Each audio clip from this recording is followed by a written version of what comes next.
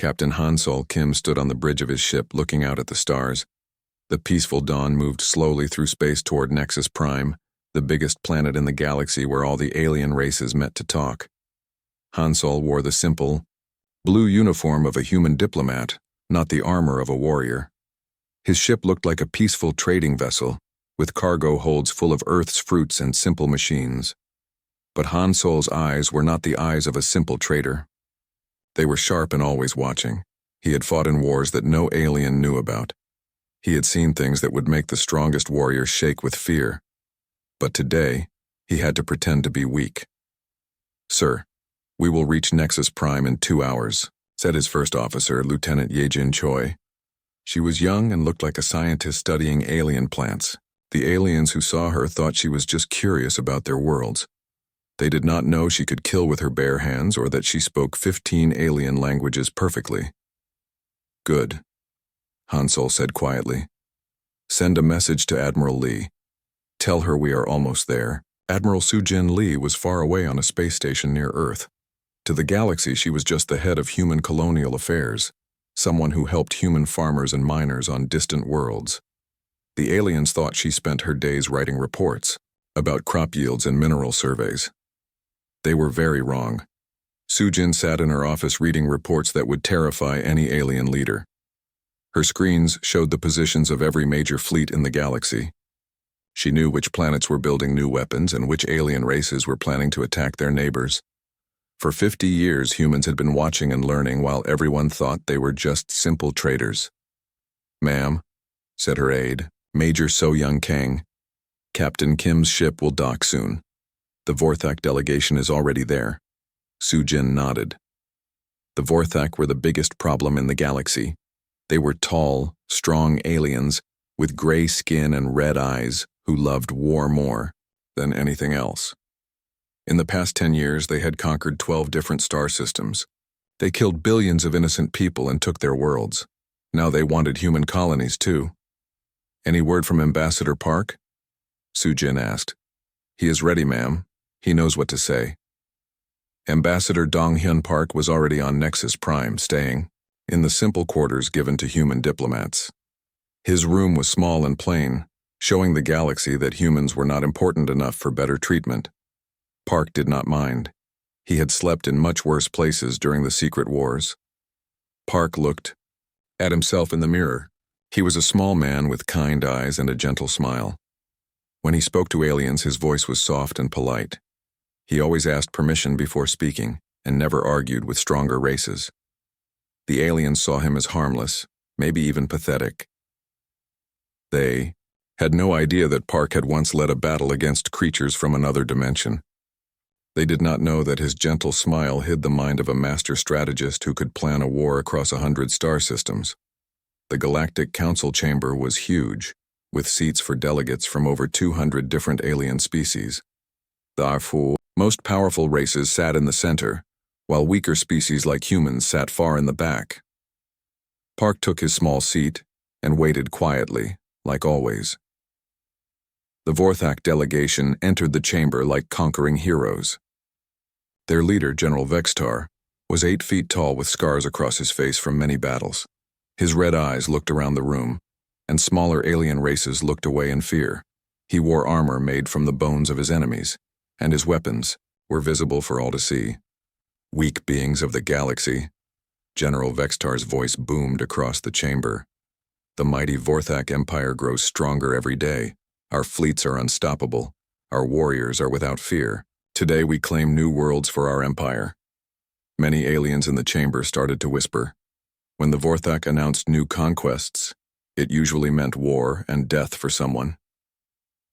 "We claim the human colonies as our protectorates," Vexitar continued. "These weak humans cannot protect themselves. We will take their worlds and make them useful to the Empire." The chamber fell silent. Every alien looked toward the small human section where Ambassador Park sat alone. Some aliens felt sorry for the humans. Others were just glad the Vorthak were not targeting them this time. Park stood up slowly. His movements were careful and humble. "Honored General," he said in his soft voice, "this is unexpected news. Earth's government will need time to consider your generous offer. Vextar laughed, a sound like grinding metal. Consider? There is nothing to consider, little human. You will submit or you will be crushed like insects. Of course, honored General, Park replied, bowing deeply. But our leaders on Earth must be consulted. This is a very big decision for our small civilization. Perhaps we could have some time to discuss this properly. Many aliens in the chamber shook their heads sadly. They had seen this before. When weak species asked for time, it meant they were looking for a way to surrender without losing all their dignity. Very well, Vextar said with amusement. You have 1 galactic standard month. Then my fleets will come to collect what is ours. Park bowed again. Thank you for your patience, honored General. Earth is grateful for your understanding. As the council session ended, aliens began to leave the chamber. Some stopped to offer Park their sympathy. The ambassador from the peaceful Zilani species put a gentle hand on Park's shoulder. I am sorry, friend Park, the Zilani said with sadness. Perhaps some of your people can find refuge on our worlds. You are very kind, Park replied with his gentle smile. But Earth has faced difficult times before. We will find a way, the Zilani shook his head sadly and walked away. All around the chamber, aliens were already writing the funeral songs for human civilization. But Park was not sad or afraid. As soon as he was alone, he touched a small device hidden in his uniform. It looked like a simple communicator, but it sent a coded signal that traveled faster than light across the galaxy. On distant worlds, humans who looked like farmers, miners, and shopkeepers received the signal. Dr. Yejin Choi, still pretending to study alien plants, sent her own coded message to research stations across 3 star systems. Admiral Sujin Lee in her simple office began sending orders to people the galaxy thought were just colonial administrators. Captain Han Sol Kim, piloting his peaceful trading ship away from Nexus Prime, spoke quietly into his private communicator. This is Kim. Authorization code Phoenix 77. Begin Phase 1 of Protocol Revelation. All across human space, people who had been pretending to be weak and helpless began to prepare for war. But this was not the desperate preparation of a doomed species. This was the careful, practiced movement of a military force that had been waiting 50 years for this moment. In hidden bases between the stars, massive shipyards that appeared to be asteroid mining operations began to come alive. Weapons that aliens thought were farming equipment started to power up. Space stations that looked like simple trading posts opened hidden compartments full of advanced technology. The galaxy thought it knew humans. They were wrong. The galaxy thought humans were weak. They were very wrong. The galaxy thought humans were unprepared for war. They were about to learn the truth. Ambassador Park smiled his gentle smile as he packed his simple belongings. Soon, General Vexitar and his proud warriors would discover what humans were really capable of. Soon, the galaxy would learn why Earth had survived for 4 billion years in a universe full of predators. The deception was almost over. The revelation was about to begin. Warlord Kethvar had fought in over 100 battles. He had seen planets burn and entire fleets destroyed. He was not easily frightened, but as he looked at his tactical display, something cold moved through his chest. The humans had more ships than his intelligence officers said existed. They were in perfect attack positions around his fleet, and their technology readings made no sense at all. Impossible readings, my lord, his science officer reported with a shaking voice. Their ships are generating energy signatures we have never seen before. Our sensors cannot understand their weapon systems. All ships, attack formation, Kethvar roared. We are Vorthak, we do not run from weaklings. The timer on Admiral Shin's ultimatum reached 0. What happened next would be talked about in every military academy across the galaxy for the next 1,000 years. The human weapons platforms that had been disguised as farming domes opened fire first. But these were not the simple energy cannons that most species used. Streams of particles that seemed to bend space itself reached out toward the Vorthak ships. When they hit the alien vessels, something impossible happened. The shots went through the Vorthak shields like they were not there. "Shields down!" screamed the Vorthak weapons officer. "How are they penetrating our deflectors?" Captain Hai Wan Nam stood on the bridge of her battleship, Silent Thunder. She had waited 15 years for this moment. As a young officer, she had watched aliens treat humans like children who did not belong among the adults. Now she got to show them what human children could do when they grew up. "Target their weapon systems only," she ordered her crew. "We want prisoners, not corpses." Her ship's main guns fired once. The beam was barely visible, just a thin line of light that reached across space in an instant.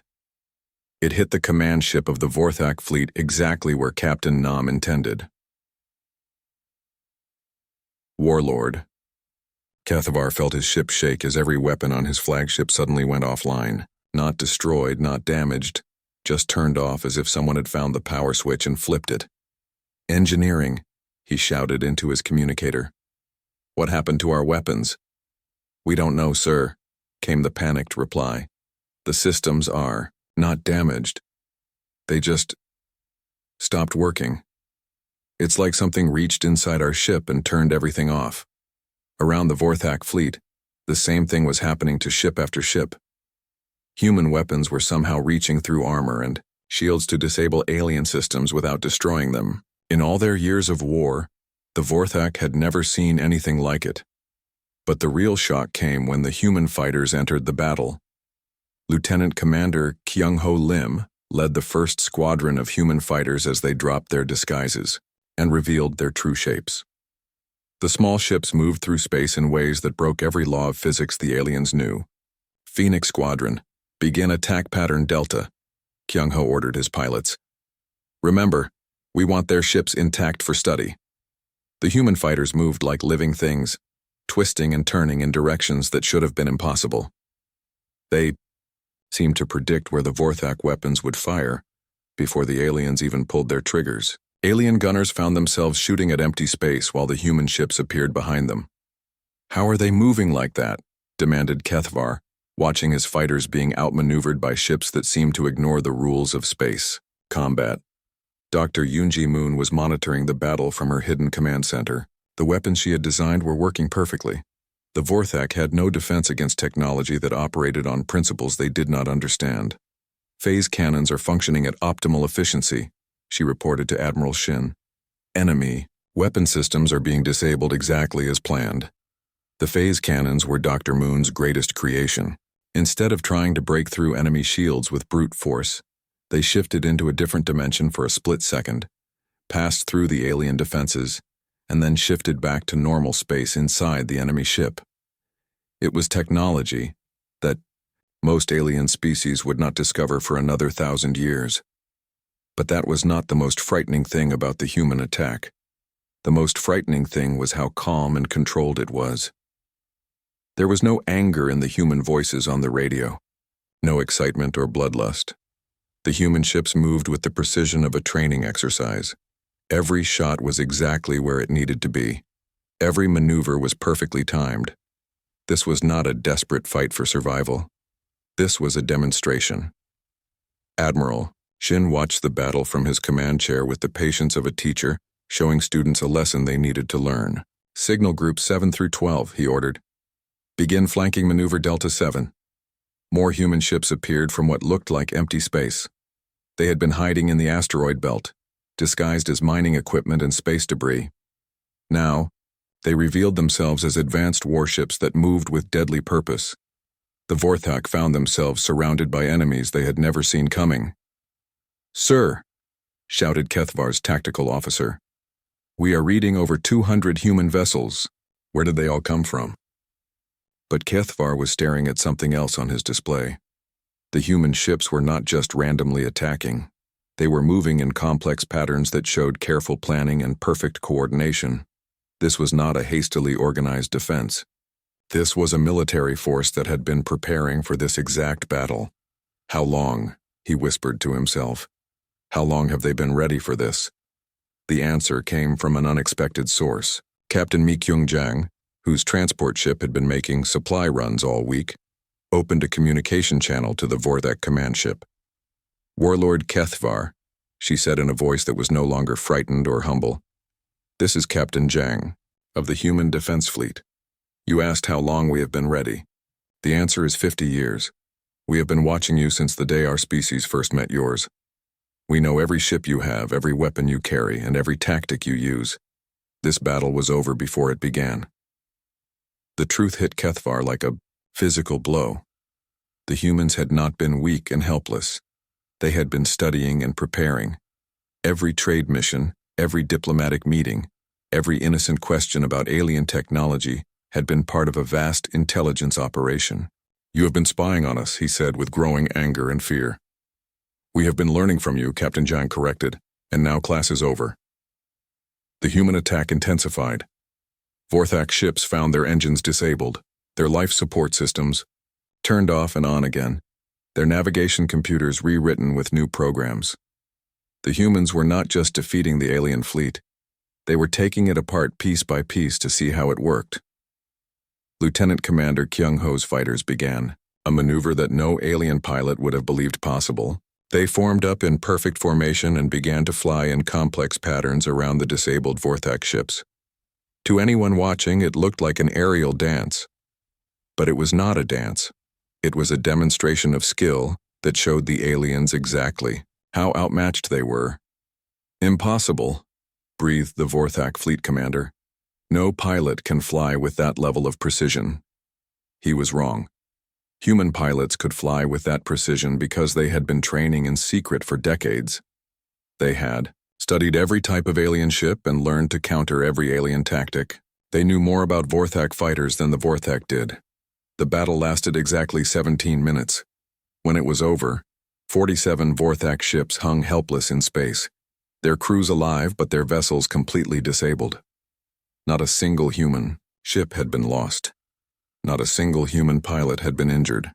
Admiral Shin opened a communication channel to the entire Vorthak fleet. "This is Admiral Shin. You came here to conquer a human colony. Instead, you have learned that humans are not as weak as you believed. Your ships and crews will be returned to Vorthak space with a message for your empire.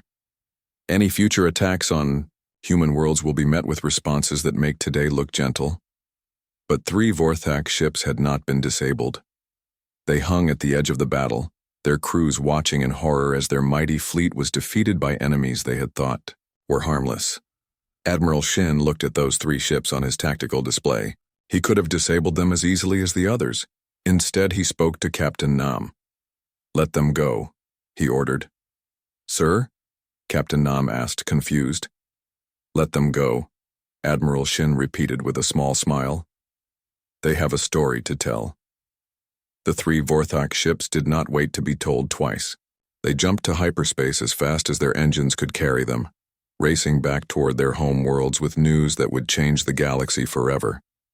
As the human ships began securing their prisoners and examining the captured Vorthak technology, Admiral Shin sent a coded message to Earth. It was just 3 words, but they meant everything. "Mission accomplished. Begin Phase 3.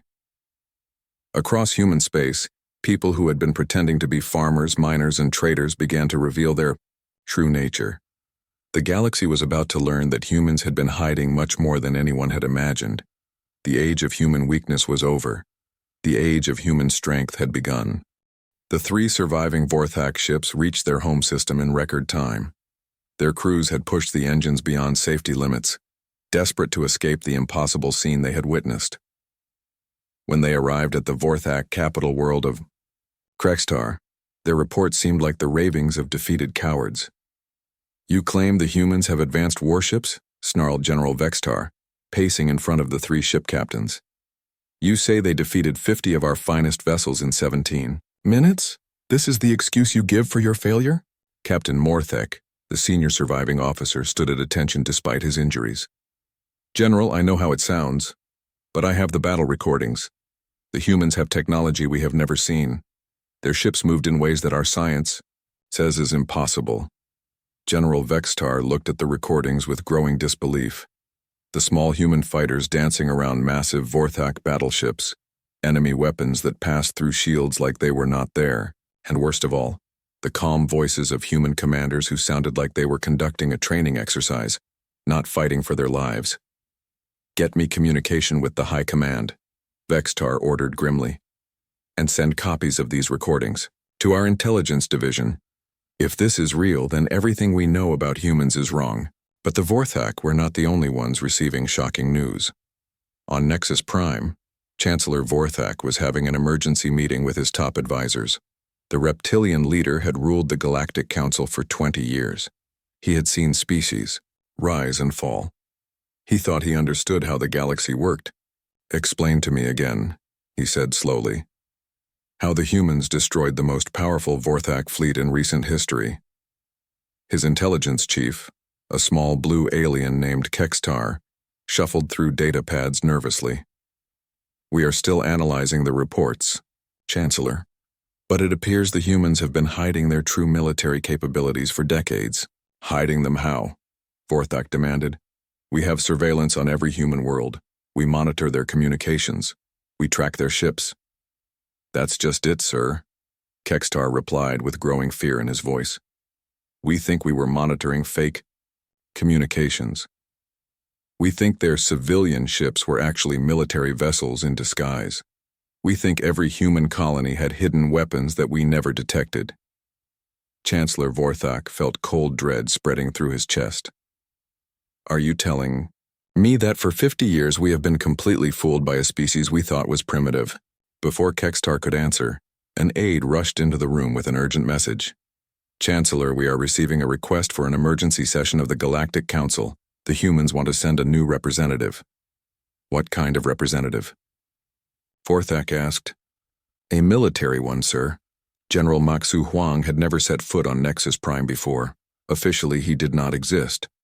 The humans had told the galaxy that they had no military leaders above the rank of colonel. General Huang was supposed to be a mining coordinator working in an empty asteroid belt.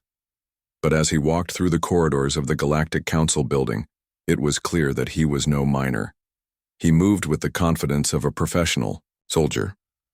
His eyes took in every detail of his surroundings, noting security positions and escape routes, and when other aliens looked at him, they felt something they had never felt when looking at a human before. They felt afraid. Ambassador Yuri Song walked beside General Huang. She had been working in the Human Diplomatic Corps for 15 years, always staying in the background while Ambassador Park took the spotlight. The aliens who noticed her at all thought she was just a junior assistant who took notes and arranged meetings. They were wrong about that too. General, she said quietly as they approached the council chamber, the Zilani ambassador has been asking questions about human refugee assistance programs. I think they genuinely believed we were going to be destroyed. Poor things, General Huang replied with grim humor. They were trying to be kind. We should remember that when we start the new negotiations. The council chamber had never been fuller. Representatives from every major species had come to see the humans who had somehow defeated the Vorthak. Many of them still could not believe. The reports were real. General Huang entered the chamber and walked to the human section.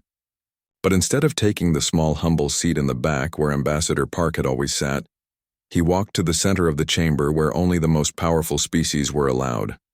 I am General Huang of the Human Defense Forces, he announced, in a voice that carried to every corner of the huge room. I am here to discuss the new reality of human-galactic relations.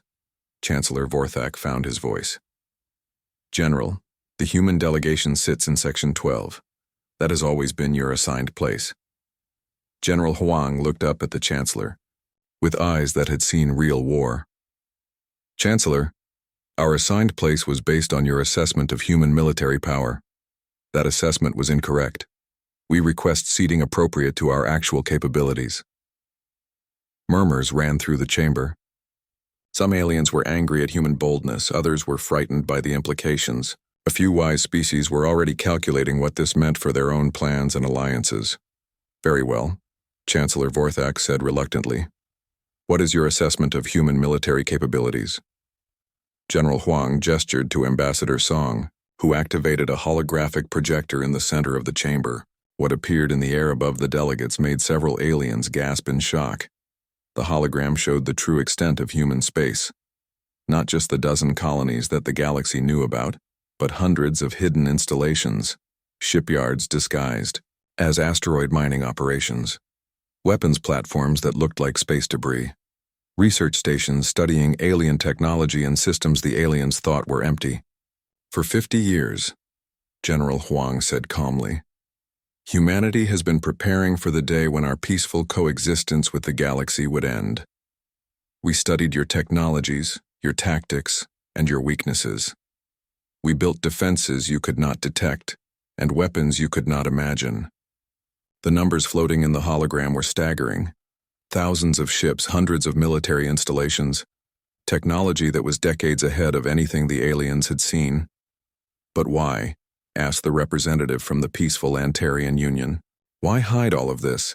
Why pretend to be weak? General Huang's expression softened slightly. Because we hoped we would never need to use it. Because we wanted to coexist peacefully with all species.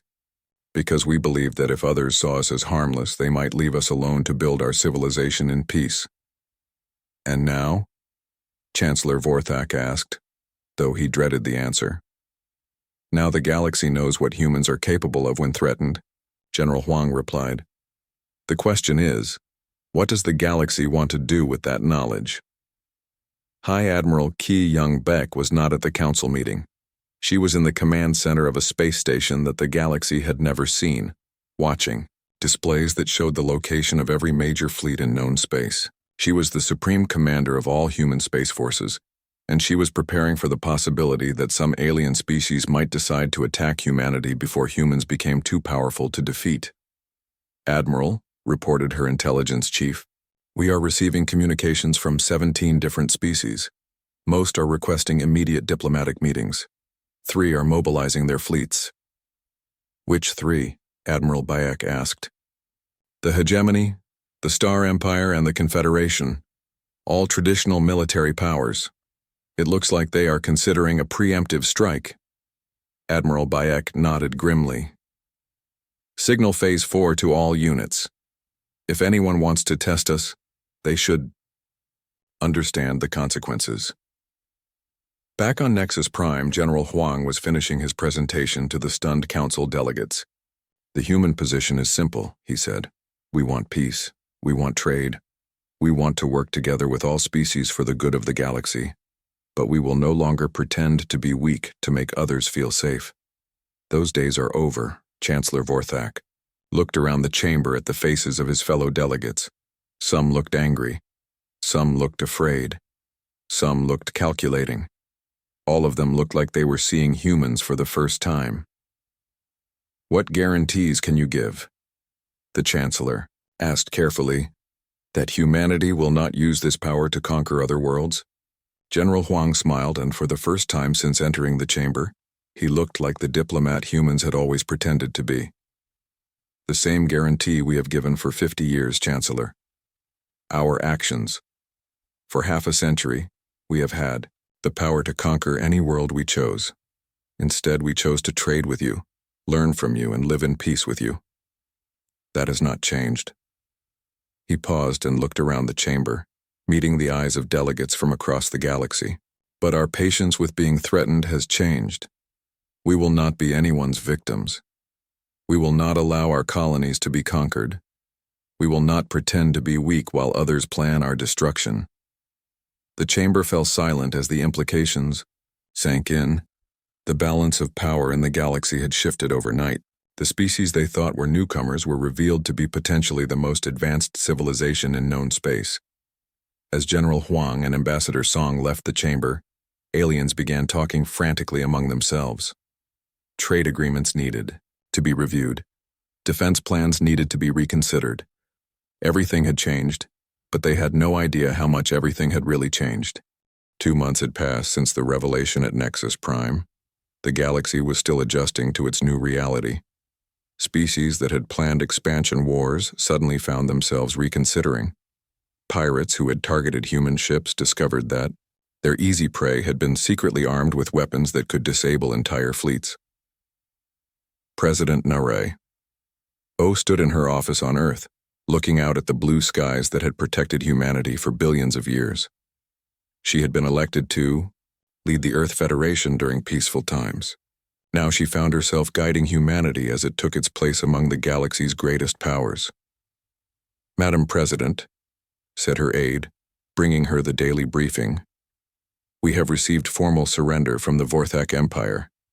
They are requesting peace negotiations." President O nodded thoughtfully. The proud warriors who had threatened to conquer human space were now begging for mercy, but she felt no satisfaction in their defeat. Victory was never the goal. Protection was. "Set up the meeting," she said, "but make sure they understand that surrender is not enough. They must make amends for the worlds they destroyed and the people they killed." Fleet Admiral Jae Sung-ro was in his command center, deep beneath the surface of Earth's moon. The facility had been disguised as a mining operation for 60 years. Now it revealed itself as the nerve center of the most advanced military force the galaxy had ever seen. "Admiral," reported his communications officer, "the Star Empire fleet has stopped advancing toward human space. They are requesting a diplomatic meeting instead." "Good," Admiral Rowe said calmly. "Fear is a teacher. The wise learn from it quickly." But not everyone was learning. On his tactical display, Admiral Rowe could see 3 alien fleets still moving toward human colonies. The hegemony, the Metal Lords, and the Void Hunters all seemed determined to test human strength for themselves. "Signal all sector commanders," he ordered. "Prepare for Phase 5 demonstrations. Some species only learn through experience." Director Hyunjun Seo was not in any official government building. His office was hidden inside what appeared to be a small trading post in an unremarkable star system. For 50 years, he had run the largest intelligence operation in galactic history. His agents were everywhere, watching everything, reporting on threats that most species never even noticed. "Sir," said one of his analysts, "we are detecting unusual activity in the void sector. Something is stirring in the deep dark."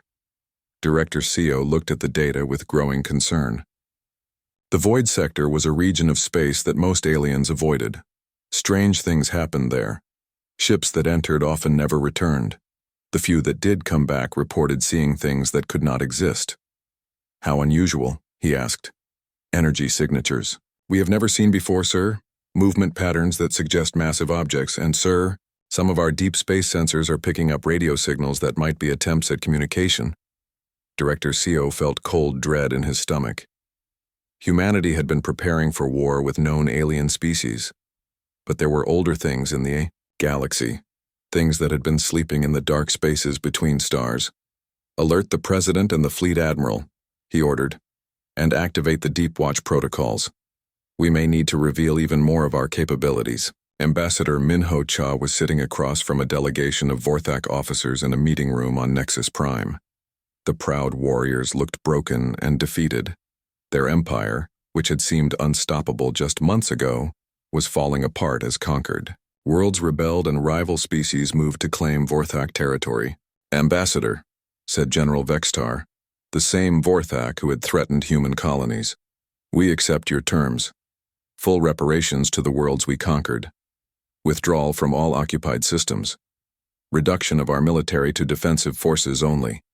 Ambassador, Cha looked at the alien general with something like pity. "General, those terms are just the beginning. Your empire spent decades terrorizing innocent civilizations. Justice requires more than just stopping the terror." "What more do you want?" Vextar asked with what remained of his pride. "We want your help," Ambassador Cha said simply. "The galaxy faces threats greater than any war between organic species. Ancient things are waking up in the dark. When they come, we will need every ship and every warrior who is willing to stand against them." General Vexitar looked confused. "You defeat us completely, and then ask for our help?" "We defeat you to stop you from harming innocents," Ambassador Cha explained. "We ask for your help because Vorthak warriors are still warriors. The galaxy will need courage in the days ahead." President O was addressing the full Galactic Council for the first time as an equal leader. The chamber had been restructured to reflect the new balance of power. Humanity now sat among the major species, and President O's voice carried the beat or weight of a true galactic power. "Fellow leaders," she said, her voice carrying clearly through the vast chamber, "humanity stands ready to take its place as a protector of galactic civilization.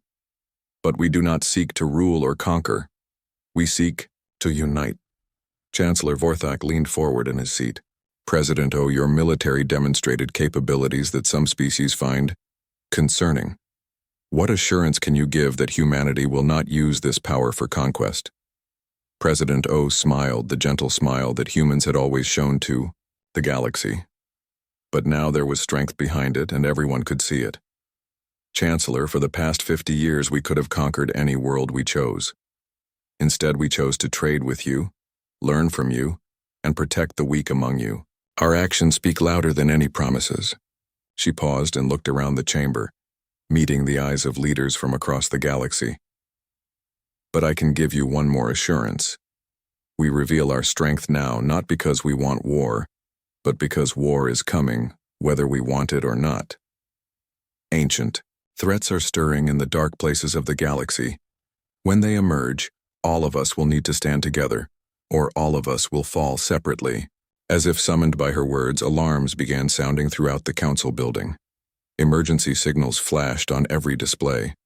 The delegates looked around in confusion and growing fear.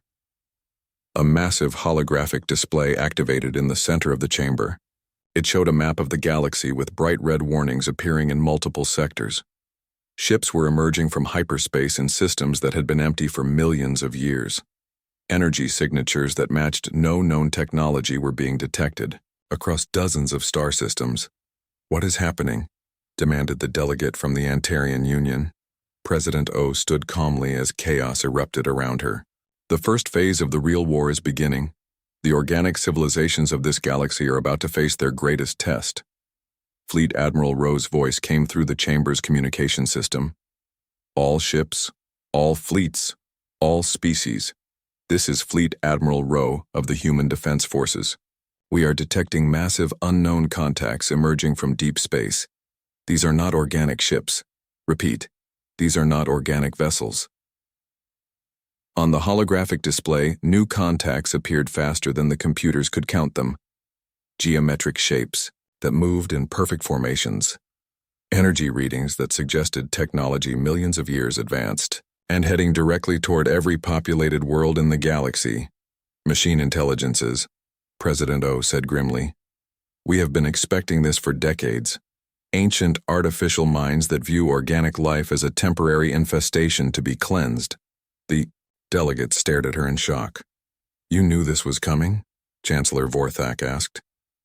We detected traces of their activity 50 years ago, President O explained. Our deep space sensors found evidence of vast machine networks sleeping in the void between galaxies. We have been preparing for their return ever since. Admiral Rowe's voice continued the briefing. All civilian populations are to begin immediate evacuation procedures. All military forces are to coordinate with human defense fleet commanders. We have been planning for this scenario. We know how to fight them. President O walked to the center of the chamber, and for the first time since humans joined the galaxy, every alien delegate listened to a human with complete attention. For 50 years you wondered why we hid our strength. Now you know. We were not preparing to fight you. We were preparing to protect you. The machines are older than any of our civilizations. They are stronger than any of our technologies. But they have one weakness. What weakness? Asked the Zilani delegate with desperate hope. They do not understand organic cooperation. They see only competition and conflict between species. They expect us to fight each other while they destroy us one by one. President O smiled, and this time her smile carried hope as well as strength. They do not expect us to stand together. They do not expect humans to fight alongside Vorthak warriors, or Antarian scientists to work with Zilani engineers. They do not expect the galaxy to unite. Around the chamber, delegates from dozens of species looked at each other with new understanding. The wars and conflicts that had divided them seemed small compared to the threat emerging from the dark. What do you need? Asked Chancellor Vorthak. Everything, President O replied simply. Every ship, every warrior, every scientist, every species working together as one galactic civilization. As she spoke, human ships began appearing around every populated world in the galaxy, not as conquerors, but as guardians. The deception was finally over. The protection was just beginning. 3 weeks had passed since the meeting on Nexus Prime. The galaxy watched and waited to see what would happen to the humans. Most aliens felt sorry for them. A few wise species quietly offered to help human refugees when the Vorthak came. Everyone knew how this story would end. Colonel Jin Woo-yoon stood in his office on New Sol, the biggest human colony in the Kepler system. Through his window, he could see the farms and factories that made the colony look peaceful and harmless. The aliens who visited New Sol always commented on how quiet and simple human life seemed. They never noticed the careful way the buildings were arranged. They never wondered why the farming equipment looked so heavy and strong.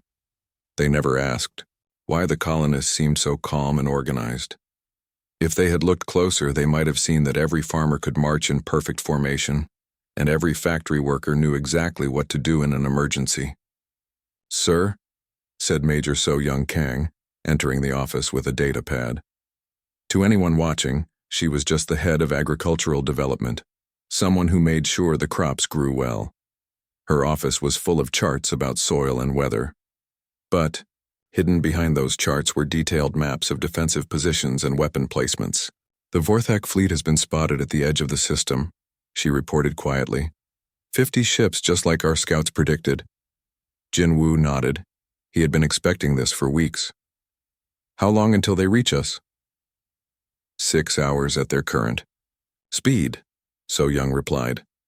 "They are moving slowly, probably to make us more afraid." Jin Woo almost smiled. The Vorthak loved to frighten their enemies before attacking. They thought fear made victory easier. They were about to learn that humans used fear very differently. "Send word to all section leaders," Jin Woo ordered. "Begin Phase 2 preparations, and contact Captain Jang. Tell her it's time for her supply runs." Captain Mi Kyung Jang received the message aboard her transport ship, Morning Star. To any alien watching, she was just a cargo captain who carried supplies between human settlements. Her ship was old and slow, designed for carrying food and equipment, not for fighting wars. The Vorthak scouts had been watching her ship for days. They saw it making regular trips between New Sol and the small mining stations in the asteroid belt. They listened to her radio calls about delivery schedules and cargo manifests. Everything seemed normal and boring. What they did not know was that each supply run was actually moving weapons and soldiers into position. The mining equipment Captain Jang carried was really advanced military hardware. The food supplies were ammunition and fuel for weapons the aliens could not imagine. "This is Morning Star requesting permission to dock at Mining Station 7, Jang said into her radio, using the same bored voice she always used. "Permission granted," came the reply from the station. "Bay 3 is open for your delivery." The Vorthak, listening to the transmission, heard nothing interesting. Just another boring human doing another boring job. They did not know that Mining Station 7 was actually a hidden weapons platform, and Bay 3 meant that the station's main guns were ready to fire. Admiral Tae-hyun Shin was nowhere near New Sol. Officially, he did not exist. The humans had told the galaxy that they had no military leaders above the rank of colonel. Admiral Shin was supposed to be a mining supervisor, working in an empty system far from any alien trade routes. But Admiral Shin was not mining rocks. He was commanding the 3rd Division of the Human Defense Fleet, 30 ships that the galaxy had never seen. His flagship, Silent Thunder, was hidden inside a hollow asteroid, along with dozens of other vessels that looked like space junk from the outside. "Admiral," said his communications officer, "we have received the Phase 2 signal from New Sol." "Good," Admiral Shin replied calmly. "Signal the fleet, all ships to battle stations, but maintain radio silence and keep the camouflage active." Around him, the bridge of Silent Thunder came alive with quiet efficiency. Officers moved to their positions without panic or excitement. They had been training for this moment for years. Every person knew their job perfectly. Back on New Sol, the Vorthak fleet finally arrived. 50 massive warships dropped out of hyperspace in a formation designed to terrify any defenders. Each ship was the size of a small city, covered in weapons and armor. The lead ship was painted with the symbols of the Vorthak Empire and the Personal marks of Warlord Kethavar. Warlord Kethavar was even more frightening than General Vextar. He had conquered more worlds than any other Vorthak commander. His ships had turned entire planets into ash and fire. When he spoke, even other Vorthak listened with respect and fear. Pathetic human colony. His voice boomed across all radio frequencies. I am Warlord Kethavar, destroyer of worlds, conqueror of the weak. Your time of hiding is over. Colonel Jinwoo responded from the colony's communication center. His voice was shaking with fear, just like any terrified colonist would sound. Great Warlord, we are honored by your presence. Please, we are just simple farmers and miners. We mean no harm to your mighty empire. Harm? Kethavar laughed. You could not harm a Vorthak child, let alone a warrior. You have one choice, humans. Surrender now and become slaves of the Empire, or be destroyed completely. Please, Great Warlord, Jinwoo begged. We need time to evacuate our civilians. Many of them are just women and children. Give us 1 day to get them to safety, and then we will surrender as you command. The Vorthak officers on the bridge laughed at this pathetic request. They had heard it many times before from other weak species. Very well, Kethavar said with amusement. You have 24 hours to say goodbye to your miserable lives. Then, this world becomes property of the Vorthak Empire. What happened next looked exactly like what the Vorthak expected. Human transport ships began moving between the colony and the mining stations. The colonists seemed to be evacuating in panic. Radio chatter was full of frightened voices, talking about where to hide and what to take with them. But if the Vorthak had been watching more carefully, they might have noticed strange things. The evacuation was happening very quickly and smoothly for a panicked population. The transport ships were moving in precise patterns that looked almost military. And some of the mining stations seemed to be changing positions slightly. Dr. Yunji Moon was busy in her laboratory during the evacuation. To any alien visitor, her lab looked like a place where humans studied farming and mining techniques. The equipment seemed designed for testing soil and analyzing ore samples. In reality, Dr. Moon was one of the galaxy's greatest weapons engineers. Her farming equipment was actually advanced weapon prototypes. Her soil samples were new types of explosive materials. And the mining analysis she did was really calculating the best ways to destroy Vorthak ships. The new pulse cannons are ready, she reported to Colonel Jinwoo. All primary weapon systems are charged and standing by. Understood, Jinwoo replied. Signal all stations, 18 hours until the demonstration begins. As the day passed, more Vorthak ships arrived to watch the conquest. News crews from across the galaxy sent their fastest ships to record the destruction of another weak species. The aliens watching expected to see the usual story. Brave, but doomed defenders fighting hopeless battles against impossible odds. By the end of the 24 hours, the human colony looked almost empty. Only a few transport ships remained, supposedly carrying the last evacuees to safety. The mining stations had gone quiet, their lights dimmed as if abandoned. Warlord Kethavar stood on his command bridge looking down at the helpless world below. Begin the attack, he ordered his weapons officers. Target their government buildings first. I want the humans to watch their civilization die slowly. The massive Vorthak guns began to charge with energy. 50 ships prepared to rain destruction. On the quiet colony below, across the galaxy, aliens watched their news screens and prepared to witness another tragic conquest. But something was wrong. As the first Vorthak energy blasts reached the surface of New Sol, the buildings they hit did not explode into fire and debris like normal structures. Instead, they began to unfold. What looked like simple farming domes suddenly revealed themselves as armored weapon platforms. The mining stations that seemed abandoned started moving with purpose and speed. And the transport ships that appeared to be fleeing suddenly dropped their outer hulls and became sleek, deadly fighters. Warlord Kethavar stared at his tactical display in confusion. What is happening? He demanded. His weapons officer looked terrified. Sir, we are reading massive energy signatures from the planet's surface. And the mining stations, they are not mining stations, they are warships. Before Kethavar could respond, new contacts appeared on his screens. Ships were emerging from what looked like empty space all around his fleet. They had been hidden, so perfectly that even Vorthak sensors could not detect them. "This is Admiral Shin of the Human Defense Fleet," a calm voice said over the communication channels. "You have 30 seconds to surrender before we demonstrate why Earth has remained unconquered for 4 billion years. Kethvar looked at his tactical display in disbelief. Somehow, impossible, the humans had more ships than he did, and they were in perfect position to attack his fleet from every direction. "Impossible," he whispered. "The humans are weak. They have no military. They have no advanced technology.